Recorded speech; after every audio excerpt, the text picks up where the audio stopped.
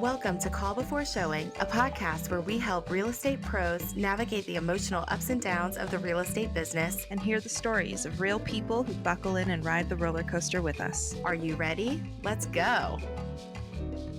Hello and welcome to Call Before Showing. This is Alex Eldridge and I'm here with my co-host Alison McPherson. Hey y'all. And today we have a very special guest. Her name is Nadia. Hi, Nadia. Hi. So Nadia and Alison and I all met when we started at the same company, and I think that you have a really interesting story and we want to hear about it. So tell us a little bit about yourself. Okay, I'm Nadia Anac. I am a realtor. I'm a mom of two boys, and we recently moved to Tampa from Virginia. And before that, we were in Hawaii, and before that, we were in Texas, and before that, we were in Florida. But you were born in an even different place. I was born in Argentina, yeah, and I moved to Miami when I was 9. So I've been moving around my whole life. That probably gives you a really great edge in this business. I'd like to think so, yeah. So how did you get into real estate? So how I got into real estate is basically that we had moved from Hawaii, and my husband's in the military. That's why we moved around so much. I've moved around so much as an adult. But we moved from Hawaii. And when we did, we basically got a pay cut. Because when you're in the military and you move to an area where the cost of living is higher, so there are higher costs of living, the military compensates you for it.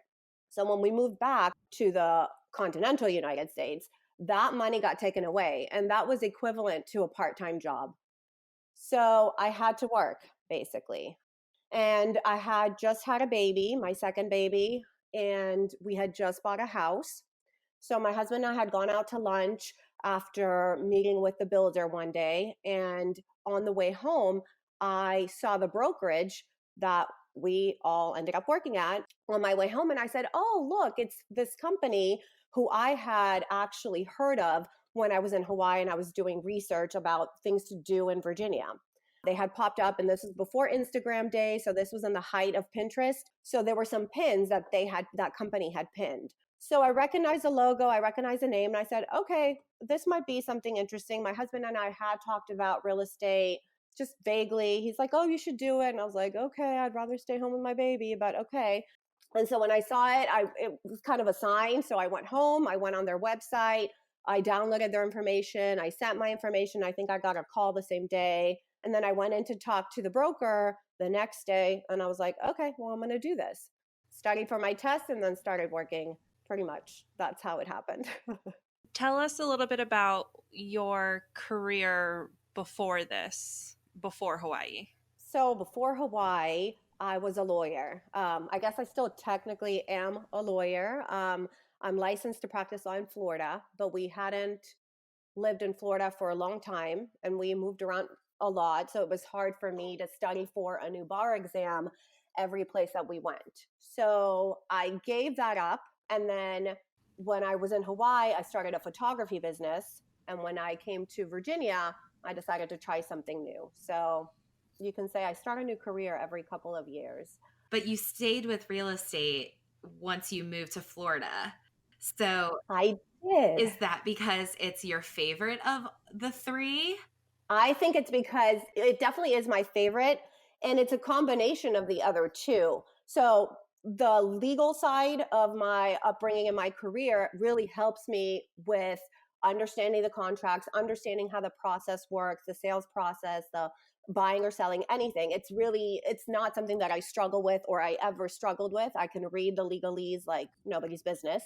And then the photography side, I worked a lot with families, all different kinds of families, with little kids, small kids. So that really helped me in being more engaging with people, getting people to interact with me. And I think that definitely helps when you're a realtor, because you need that rapport back and forth with your clients to see exactly what it is that they're looking for when they're looking to buy and what exactly they need when they're looking to sell in a realtor. So it's definitely helped, and it's kind of blending all of my experiences into this new career. Have you ever had an instance where you've had like a really difficult other side of a transaction and you've had to like bust out the legalese? Probably. Yeah, probably. But I will say I've been lucky. I've had really good transactions. Sometimes you get an agent who tries to kind of, say, oh, we're not at this deadline yet. My client still has this time to do this. And you can just point to the article in the exact line in the contract that says, oh no, this is when the deadline was and you passed it or whatever it is. So it definitely helps. It definitely made me more confident from day one, knowing that all I had to do was read the contract in order to know exactly what had to happen. Do you think you'll ever go back to law? I've learned to never say never, but I don't think so, at least not in this season of my life. I love real estate because I get to be with my kids still, but have a fulfilling career and still use my brain and still get to meet people and still have a lot of fun. So I don't know, maybe. You never know what's going to happen in the future, especially in the military. So speaking of the military, exactly how many times have you guys relocated since your husband first joined? So we moved about 10 times. My husband moved a couple of more because he was in before we got married. The whole time that we were dating, he was in the military. So he was in about 6 years before we got married. But from state to state, I think it's been maybe 4 or 5 different states that we lived in. Where's been your favorite place to live? I'm guessing Hawaii, but prove me wrong.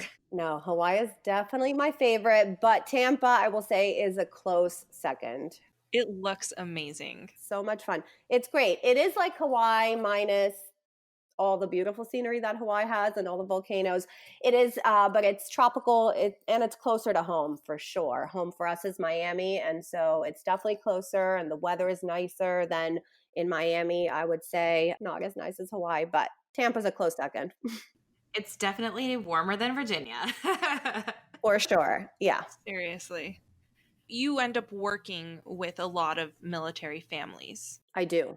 Yeah, most of my clients are military families. What do you think are the most important bits of advice that you could give to a family that is going to be relocating maybe for the first time, or an agent that's going to be working with a family like this for the first time? It depends on what stage in their military career the family is. So that's kind of important to find out, because if they are younger, on the younger side, or it's their first assignment, they are clueless about what the entire process entails, not only buying a house, but just what is it like moving to a new area where they don't have anything. So as a realtor, being able to provide resources like, oh, this is a play group that you can go to if they have kids, or if you like bowling, there's a bowling league. Finding out what it is that they like and try to get them connected to the community.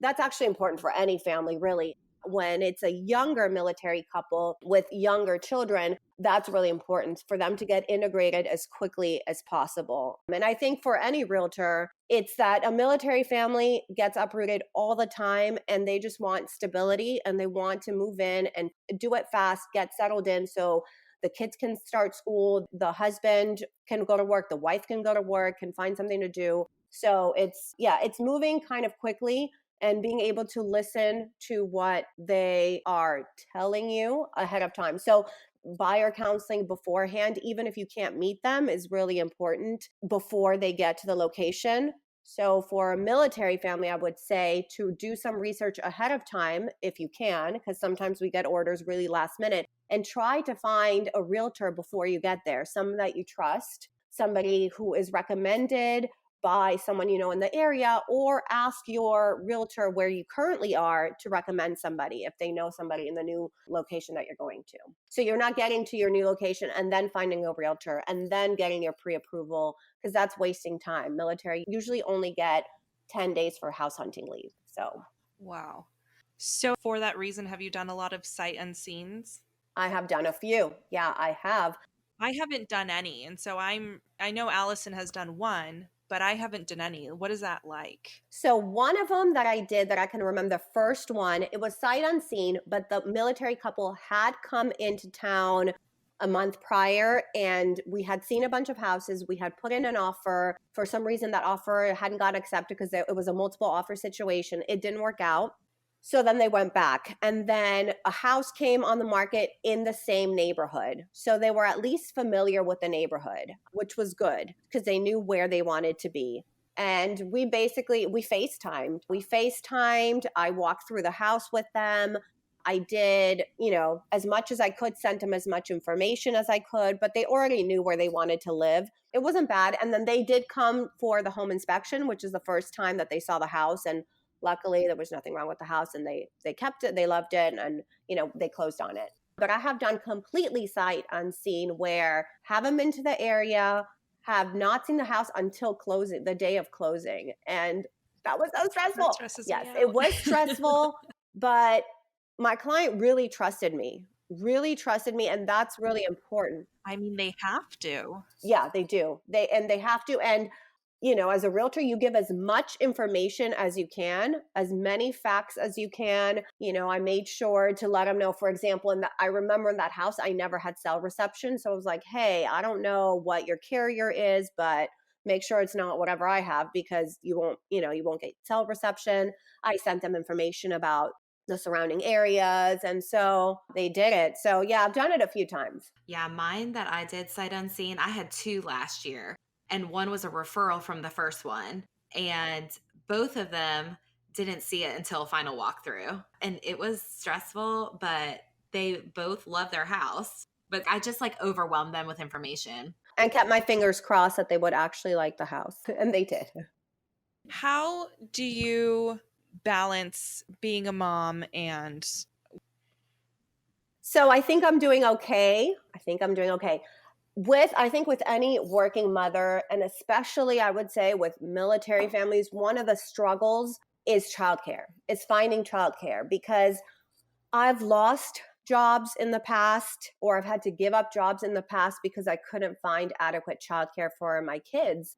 And so it's really difficult when you move to a new area and you start a new job to find somebody that you trust to take care of your kid all day long. There's usually no family around to help. So when I first started real estate, I found a couple of people that took care of my youngest son. The oldest was in preschool. So I worked when they were in school, and I really tried not to show property when my husband was gone, which was a lot. And so I tried to be home as much as possible. We really didn't have a regular sitter in Virginia at all, until the very end. So it's a struggle, but I do have a schedule, and I like to keep to it. So I have a rule that if I work on a Saturday, I try not to work on a Sunday. Okay. If I have to, of course I will. But if I can do it from home, I'll do it from home. I'll work from home when the kids are napping, or when they're playing outside, or if they're doing something else, if they're entertained. But I do try to not work when I'm with the kids. So I don't think it's about as much as equal balance, I'm devoting this many hours to my kids and this many to my work. But it's when I'm with my kids, I try to be with my kids. We try to do something. We do fun things. We do Friday nights, for example, I don't work. So I don't show property. I shut down pretty early. We have pizza movie night every Friday, and that has happened since my kids were born, pretty much. I remember that. And I make pizza from scratch. Yeah. So we just having little routines or little special things is what makes me feel less guilty about having my kids in daycare after school care and all those things. But I will say it is a lot easier now that my kids are getting a little bit older and they're school age versus when they were younger, and it was difficult. As a new realtor, I couldn't devote as much physical time, showing property as much as maybe I would have liked to, because I had to set those boundaries. Because my husband was gone, who was going to feed them and bathe them and put them to bed? I'm the one who did all that, and still does. So did you find yourself having to say no, clients or prospective clients pretty often, or how did you handle that? Not really. I really never said no unless a client was being very, very difficult. But I will say that starting real estate, starting any business really without knowing anyone is hard. And so when I was in Virginia, I knew 2 people when I started real estate. I remember in my training class, one of the exercises that we had to do was come up with a list of our sphere of influence. There were people that had 250 people in their list. I had 10, maybe. That's it. Me too. Yeah, I had 2 people that I knew. One was my neighbor across the street, and one was a friend of ours that had been stationed in Hawaii with us that were in Virginia. So those are the only 2 people that I knew. So because I didn't have that base to start with, I couldn't afford to say no a lot. But for some reason, it did work out really well. I don't remember, there's not more than a handful of instances that I can remember where I was, working a lot during the weeknight. Weekday, I'll show property to you all day long from 9 to 3. So I got really lucky actually with my clients. And maybe it's because we did kind of set those standards early on and they understood that I was a mom who was a single mom for all intents and purposes most of the time. So Well, and so when you're starting out and and every single time that you move, you're starting at like square one, zero friends, zero family in that area. Like, how do you go about establishing yourself in that new place? Do you pay for leads? Do you target specific audiences on social media? Like, what do you do? I was lucky that I was in Virginia for a number of years. I was in Virginia for 5 years, and I did get to build a sphere of influence when I was in Virginia. And it started very small, and I did a lot of work. And I started with prospecting, FSBOs, those are for sale by owners. And I built my sphere little by little, one person at a time. And I don't let those people go. My clients become my friends. My clients become my source of referrals. And so one of the things that I did now that has been helping me sustain is really that I've had a lot of referrals. I've had a lot of clients that I've referred to either agents that are still in Virginia or elsewhere in the country. So that has helped a lot. And then basically, I've started from scratch again here. I do have a couple of people. Military life is cyclical, and you run into kind of the same people or some of the same people that you've been stationed with before. So that has happened a lot. And now because of Facebook and social media, you can see who's friends with who. So one of my friends in Virginia is friends with someone here in Tampa, and we've connected, and I've connected with their friends. And so I've started building my sphere from there, but I have not paid for leads. I don't work that way. I build relationships, which take longer, I think, to build up from zero, but that's the way that I do it. Are you having your past clients, because a lot of your past clients are also military, so they're moving every 2 to 4 years as well, right? So then you're doing a lot of like referrals out to other agents around the country. Do you find that is like a huge source of income for you? That is a great source of income. So what I've found though is that a lot of people don't know, my clients even don't know how the referral process works. So I've had to educate them, and I'm continually having to educate them what a referral means. I did lose a few clients in Virginia right after I moved, because they wanted to only work with me, and they had already kind of talked to other agents too. So they didn't want to hear that, oh, I'm not there, but so-and-so is an extension of me in Virginia, and that I would be able to benefit from that relationship too. So I've had to educate my clients. What does that conversation look like? I will say something like, oh, hi, Mike, how are you? And my clients know that I'm moving. We've said goodbye, we've hugged and everything, and I still keep in touch with them. But I will say something like, oh, just because I'm in Tampa now, remember that I can still help you in Virginia, you or your friends. I have a team that I've set up in Virginia, whether it's a realtor, a lender, a home inspector, just reach out to me and I can help you. And by you doing that, by me putting you in contact with one of my preferred realtors, somebody that I would do business with, you're actually helping me out too, because that is helping. And I tell them I get a referral fee from that. So that person is an extension of me. I like that wording, because sometimes, you don't want somebody feeling like you're profiting off of them, and just off of like hooking them up with somebody that they could do a Google search and find somebody too. But the fact that they're an extension of you, it means they're going to get the same great service. They're going to get, somebody that they can actually build a real relationship with. So I love that. And these are people who are my clients, who trust me and who like me. So they are going to go with my recommendation if they are my clients. Now, the people that I lost, I didn't know. There are people who reached out to me, who met me, who found my name through somebody or recommend, but didn't actually know me. But the ones that I do, my actual sphere of influence, as we call them, they are willing to help me out because they want to, because they like me. That's just the truth. I've taken care of them. And if I'm telling them I have someone that's just as good as me, then, they do like that. And so it's worked out. It's worked out really well so far. Yeah, that's something that I struggled with when I moved, was having that exact conversation, because people, like you said, they want to work with you. And if you're not there, then, what's the point? Might as well go with someone else. Yeah, I see it as an extension, as a team. Sometimes I use the word team. I mean, they don't really know that they're not like an actual team member, but that doesn't matter because they are a part of your team. If there's somebody that you're relying on, then that is part of your group. What does the future look like for Nadia Anac?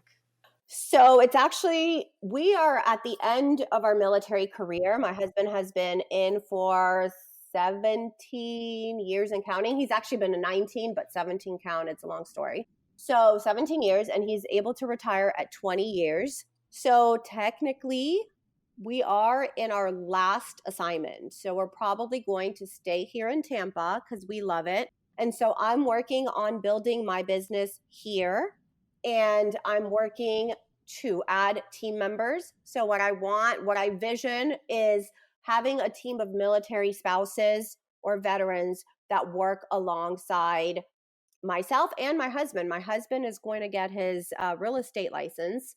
So when he's done with the military, he is going to come work for me. So what we want to do is we want to be able to duplicate ourselves so that we don't have to do all of the work, but our team members are helping along, and basically they are extensions of us. So that's the goal. We're working towards that, and we want to give military spouses a chance to have a career. It's really hard to get started, even in real estate.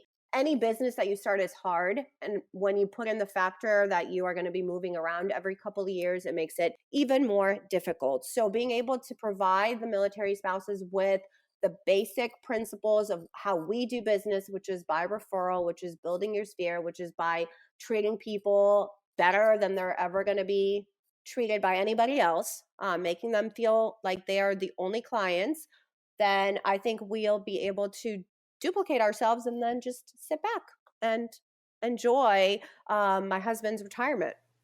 That's awesome. I love that. I think that that's going to be really successful and also help a lot of people. It's really hard for military spouses to just, uproot their lives and land in a new place and have to start all over every time.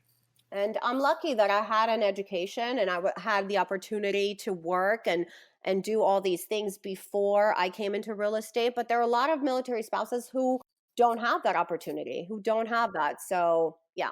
So you have worked with 3 different companies at this point in real estate, right? Right. What have you learned from seeing the way that 3 different companies do it? What do you think is something that you really value in a company now? And what would you recommend for someone who's trying to find the right company to join? So I always wonder how my career would have panned out, especially at the beginning when I didn't have that much going on. I didn't have that much business if I had joined a team, but I didn't. I chose to work for myself as an independent contractor, and I started at a boutique local firm, and I really liked the education part of it. I liked the community of that. I liked feeling like I'm part of a group, but the education was really the most important, I would say, because at that point, I don't know how they do it now, but it was back in my day, it was 8 weeks of training, and it was 4 times a week, and it was 4 hours a day. So it was intense training. And for somebody who knew nothing about real estate, it was great. It was great that I got thrown into that environment and that intensity. I like that. And then I joined a mega team, was the second place that I went to, because I wanted to know what that team feeling was, but I didn't get the team feeling. I didn't get the benefits that I thought I was going to get. I would get leads, but the leads were cold leads. There were someone who had clicked on a website and then their number popped up somewhere and I had to call them, and then 5,000 other realtors had called them as well. So it solidified what I knew, is that I work by referral and I work by building relationships with people. and that I would much rather take someone out to dinner or lunch or, anything rather than spend money getting leads or pay. For me, being part of a team meant getting a smaller split. And so I would much rather get a bigger split, but get it maybe not as many leads as I was getting. I don't know if that makes any sense. I didn't really, when I was part of the team. You want quality over quantity, right? Exactly. I'd rather have quality over quantity and I'd rather spend my money on quality people than on getting the quantity. How did those experiences compare to this one that you're in now? So now I am with a bigger company. It's a worldwide franchise. And I think as a seasoned agent, it's a great place for me to be. I like it because I can still be independent. I can market myself however I want. They have teams there. So if I ever felt the need to join a team, there are different teams that I could join. And I could take that team route if I wanted to explore it. And if that didn't work, I could go back to independent. But in where I'm now, I can build my own team, which is what I want to do. And that allows me to build a team. All the support systems are set up, the technology, everything is set up for me so I don't have to reinvent the wheel. And so I like it. And I have access to agents from the same company that are all over the world, really.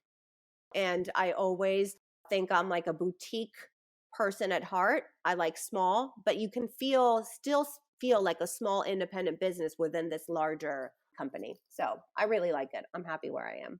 When you said at the beginning the education was really important, that actually reminded me of when I called my dad to tell him that I had passed my real estate exam. The only thing he told me was, don't worry about how much money you're going to make, or what your split is going to be right now. Go to the place that's going to teach you the most. And he used to be in real estate, and that is actually what I ended up doing. And I'm realizing now that that was actually really, really wise.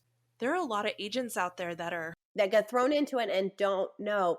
What I noticed is some of the other agencies didn't have a core training group that was mandatory. Our brokerage made it mandatory for us to go, as they should, because you're putting their name out there when you're doing business. You're putting their image out into the world. And so they don't want you not knowing what you're doing. So much so that you weren't allowed to start really interacting with clients or starting any transactions in any way until you were done with that, until you'd graduated that training. Yeah, so that's true.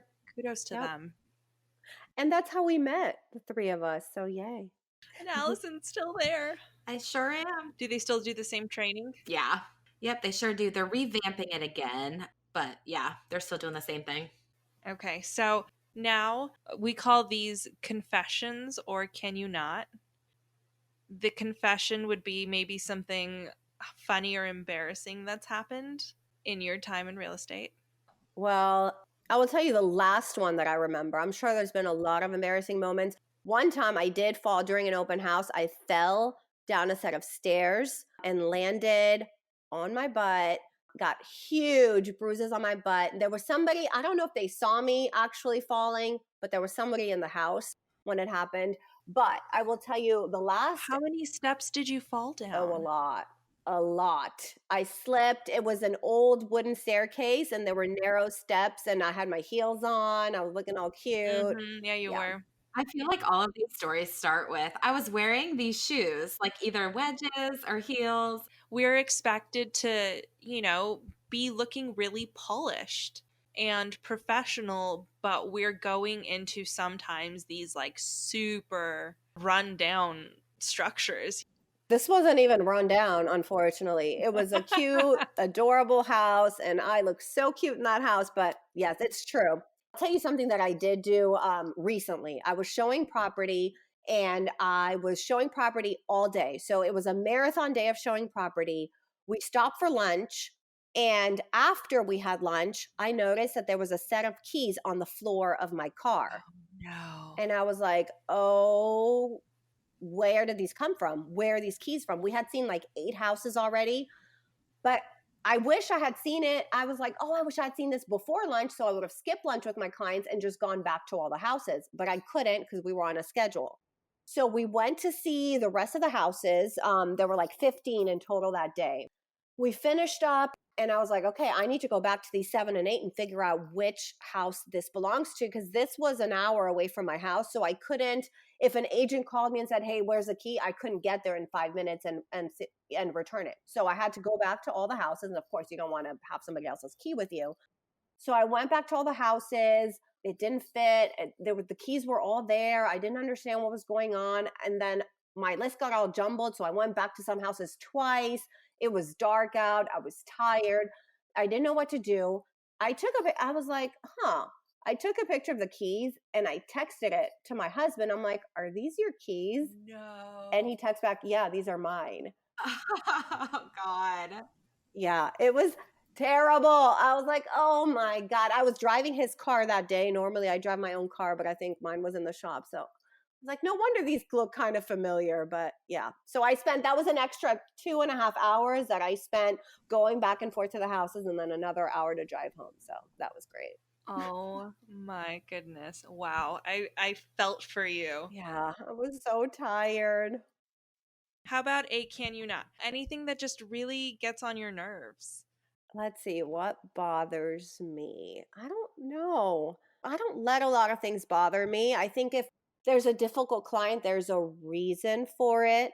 Sometimes they're difficult. Sometimes you got a crazy client every once in a while. And you just pray that the transaction closes soon. But I don't know, people who are rude, I guess, bother me. But I've been lucky that I can remember one client that was rude. One. Oh, what really annoys me are agents who are sneaky or who don't get back to you. I didn't have this problem in Virginia, but here in Florida, I found that I call agents, their voicemails are full, they don't call back, they don't respond. I need to go see your house. I have a question. I may put in an offer, but nobody responds to you. So yeah. I've had that problem up here. I think it's just the busier the area or something like that, because I had an agent I called. He got back to me a week later and was like, oh, you still want to show my property?